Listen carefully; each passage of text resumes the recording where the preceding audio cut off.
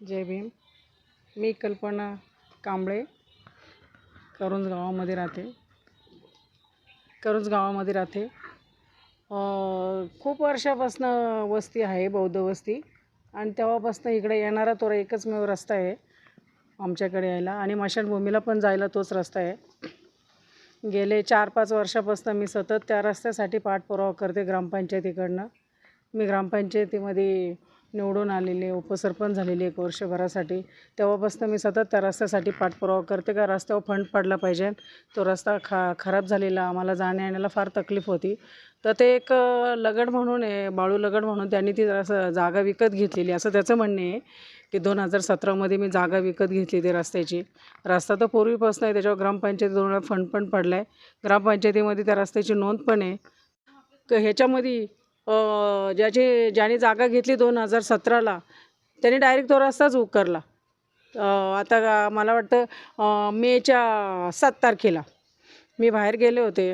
आम्ही सगळे कामानिमित्ताने बाहेर जातो. आमच्या वस्तीमध्ये कमीच पोरं आहेत, जेमतेम एक 4-5 जणं असतील, कारण की 5-6 घरं आहेत तिथं, जास्त नाही आहे लोक. बाहेर गेले ते सकाळपासून कामानिमित्ताने. तेव्हा रस्ता चांगला होता. जेव्हा संध्याकाळून आलो तर JCP लावून रस्ता उकरीत होते. तर मी बोलले, अरे तुम्ही आमचा रस्ता का उकरताय?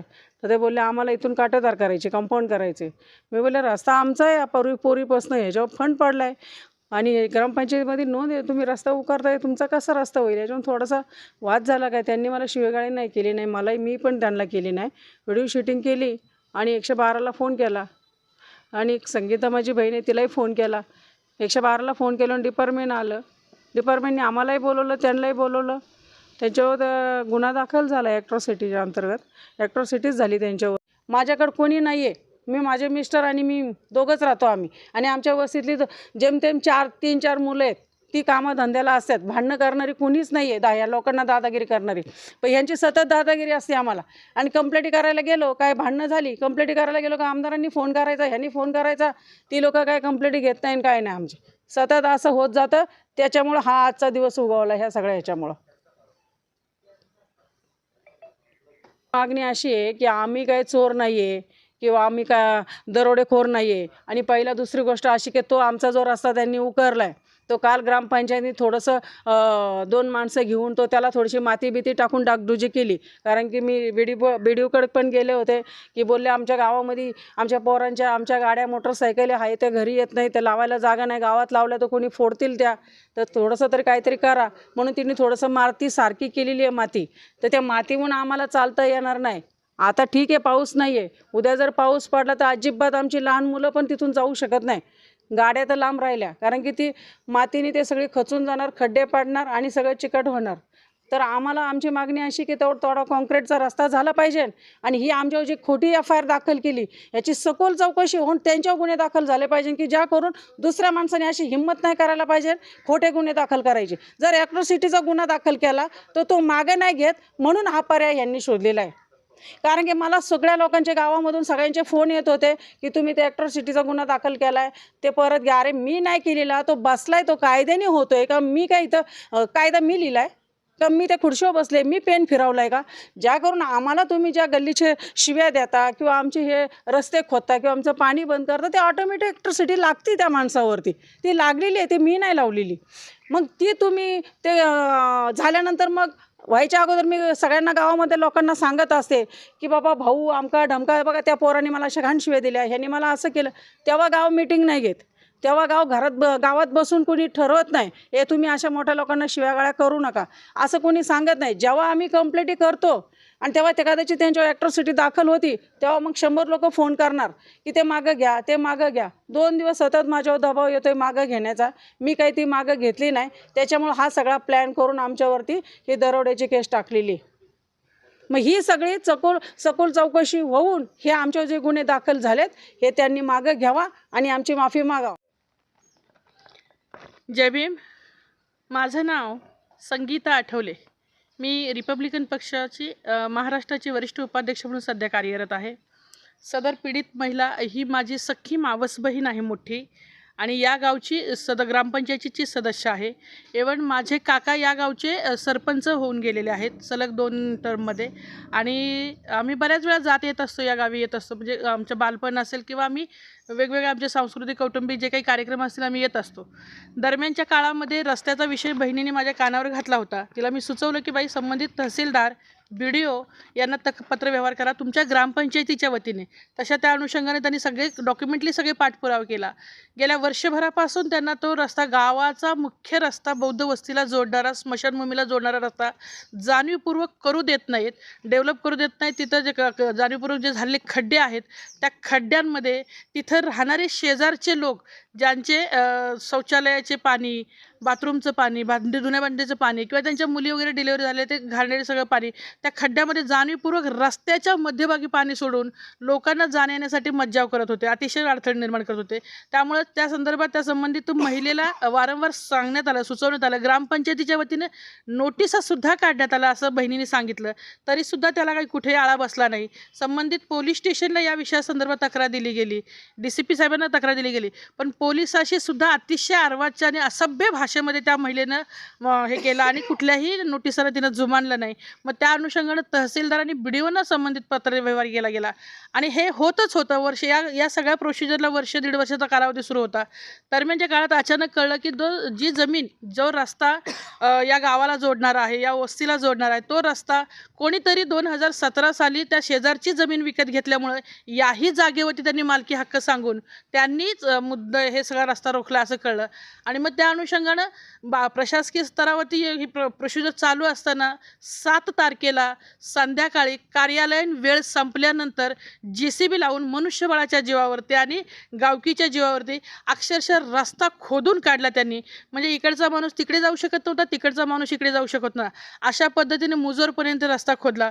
त्यावेळेस ज्यावेळेस कल्पना कांबळे आणि त्यांचे काही नातेवाईक घरी आले, त्यावेळेस त्यांनी विचारलं, रस्ता का खोदतोस? तो माझा रस्ता आहे, शासनाचा रस्ता आहे.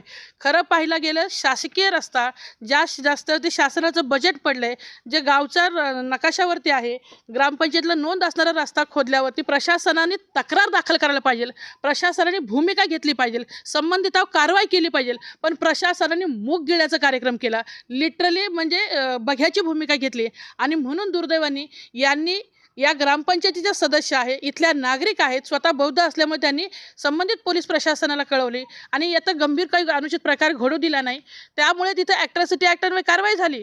पण त्यानंतर सुद्धा या म्हणावं तसा काही आळा बसला नाही. सलग 8 ते 10 दिवस, 7 तारखेपासून आजपर्यंत बौद्ध वस्तीला येणारा रस्ता पूर्णतः बंद होता. आत्ता काल रात्री त्यांनी माती टाकून तो रस्ता बुजवलेला आहे आणि रस्ता पूर्ण बंद. त्याच दरम्यान 2-4 दिवसापूर्वी तहसीलदारला 4 महिन्यापूर्वी जो पत्र दिलं, त्या पत्राची चौकशी म्हणजे या दरम्यान ॲट्रॉसिटी दाखल झाल्यावरती मग तहसीलदाराचा अर्ज तलाठ्याकडे आला आणि तलाठ्यांनी संबंधित स्पॉट व्हेरिफिकेशनला अर्जदार आणि गैरअर्जदारांना बोलवलं. पण अर्जदार एकट्या होत्या, गैरअर्जदार 2-3 होते. पण तिथं गैरअर्जदारच्या जागेवरती जवळजवळ 10 ते 15 माणसं आली आणि ही एकटीच भर दुपारी 2:30 वाजता कोणीही वस्तीमध्ये, जिथं अगोदर गावखेडा आहे, जंगलपाड्यामध्ये हे गाव आहे, म्हणजे असं दुर्गम भागामध्ये गाव आहे, लोक मजुरीसाठी घराबाहेर असतात. त्यावेळेस दुपारी एकटी हेरून तिला बोलवण्यात आलं आणि तिच्याशी अतिशय बेशिस्तपणे वागले गेलं. तिनं भीतीपोटी मला फोन केला. मी तिला सुचवलं तर पोलिसांना फोन कर. तिनं पोलिसांनाही फोन केला 112ला आणि रिटर्न मला कॉल केला, कारण ती रेकॉर्ड करू शकत नव्हती, शूटिंग करू शकत नव्हती, कारण तिच्याबरोबर कोणीच नव्हतं. आणि म्हणून तिनं तो फोन चालू ठेवला इतक्या असभ्य भाषेमध्ये की अक्षरशः ऐकायला आणि सांगायला लाज वाटेल. शरीराच्या अवयवाची नावं घेऊन, जननांगाची नावं घेऊन गलिच्छ भाषेमध्ये पुरुष शिवीगाळ करत होते आणि माझी बहीण लिटरली रडत होती. ते रेकॉर्डिंग आहे माझ्याकडे. त्याच्यामुळे ती म्हणत होती, ह्या गावाने मला जगणं मुश्किल केलेलं आहे, अक्षरशः मला वाईट परिस्थिती झालेली आणि मला कधी मारून टाकतील काही नेम नाही. असं ज्यावेळेस मी ऐकलं, मी खूप घाबरले. ते शेवया ज्यावेळेस ऐकल्या की तिने लिटरली तो म्हणतोय की 2 महिने जेलमध्ये गेले तरी चालेल, पण असं म्हणजे वेगळ्या पद्धतीने नाही का, म्हणजे ते शब्द मी तुम्हाला सांगणं म्हणजे लोकांना जागृत केल्यासारखं होईल, तसं करणार नाही आहे. पण अशा पद्धतीने अतिशय असभ्य भाषेमध्ये अश्लील शिवीगाळांनी जीवे मारायची धमकी दिल्यानंतर मग मी तात्काळ गाडी काढली आणि संबंधित पोलीस स्टेशनला माझी ताई गेली. गुन्हा दाखल करण्याकामी संबंधित क्राईम पी आय गैरहजर असल्यामुळे क्राईम PIने ज्यावेळेस तक्रार दाखल करून घेणं गरजेचं होतं, गांभीर्य समजून घेणं गरजेचं होतं, पण त्यांनी लिटरली एंटरटेन केलं, मजाकमध्ये म्हणजे चेष्टेचा विषय घेतला आणि चेष्टेचे चुटकुले ऐकून त्यांना लिटरली घरी पाठवण्याचा प्रयत्न केला. गैरहजरालाही पाठवून दिलं समोरासमोर, यांना म्हणे तुम्ही बाहेर थांबा, आता आपण नंतर बघूया. आणि मग ज्यावेळेस मी गेल्यानंतर त्यांना म्हटलं जे घटना घडली त्या घटनेचीच फक्त तक्रार घ्या, मागं काय झालं आणि पुढं काय होणार याच्याशी आमचा काही संबंध नाही आहे. त्यांनी लिटरली धुडकावून लावलं आम्हाला. आम्ही ज्यावेळेस DCP साहेबांकडे जाण्याचा पावित्र्य घेतला त्यावेळेस संबंधित वरिष्ठांचे काही हालचाली आम्ही फोन वगैरे केल्यानंतर त्यांनी FIR दाखल करून घेतली. पण 9:30 वाजता जाब आमचा पूर्ण झाला होता, पण तरीसुद्धा जाणीवपूर्वक आम्हाला 10:30 पावणे 11 वाजेपर्यंत बसवून ठेवण्यात आलं. कारण होतं क्राईम PI नम साहेब हे सही करण्यासाठी येणार आहेत. आम्ही दोघीच महिला पोलीस स्टेशनमध्ये अक्षरशः पावणे 11 वाजेपर्यंत पोलीस स्टेशनमध्ये बसलो. नंतर वैतागून आम्ही निघालो आणि त्यांना म्हटलं वाटल्यास आम्ही FIR उद्या घेऊन जातो. ते बोलले ठीक आहे, हरकत नाही, आता FIR घेऊन जावा तुम्ही, सहीसाठी उद्या या. आणि मग आम्ही तिथं जवळच्या पोलीस स्टेशन हॉटेलमध्ये जाऊन जेवलो. हे भांडण गावकीचं भावकीचं वैयक्तिक किंवा आर्थिक नाही आहे, तर हा वैयक्तिक सामाजिक प्रशासकीय रस्ता आहे. आमचा मूलभूत हक्क आहे. रस्ता, ड्रेनेज, लाईट, पाणी हा आमचा मूलभूत आणि अधिकार असताना हा रस्ता, हा प्रशासकीय रस्ता एक सामान्य नागरिक येऊन उखडतोय. आणि त्या संदर्भात जबाबदार नागरिक म्हणून या गावातली एक महिला, दलित महिला तक्रार दाखल करते. प्रशासनाची तिची भूमिका समजून घेऊन स्वतः फिर्यादी बनण्याऐवजी उलट तिला एकटं पाडले गेले, ही अतिशय निषेधार्ह निंदनीय बाब आहे. या संदर्भात आम्ही ह्या 2-4 दिवसामध्ये जास्तीत जास्त 6 जूनपर्यंत या विषयाचा छडा लावून ज्या लोकांनी चुकीचे गुन्हे दाखल केल्यात त्यांना शिक्षेपर्यंत पोहोचवणे आणि या गुन्ह्याचा उकल करणे. अन्यथा नाही केलं, रिपब्लिकन पक्ष असतील, आंबेडकरी चळवळ असेल किंवा संविधानिक विचारधारेला मानणारा समुदाय असेल, बुद्धिजीवी वर्ग असेल, साहित्य, या सगळ्यांच्या माध्यमातून अतिशय उग्र स्वरूपाचं आंदोलन SP कार्यालयावर उभं केलं जाईल हे आश्वस्त करते.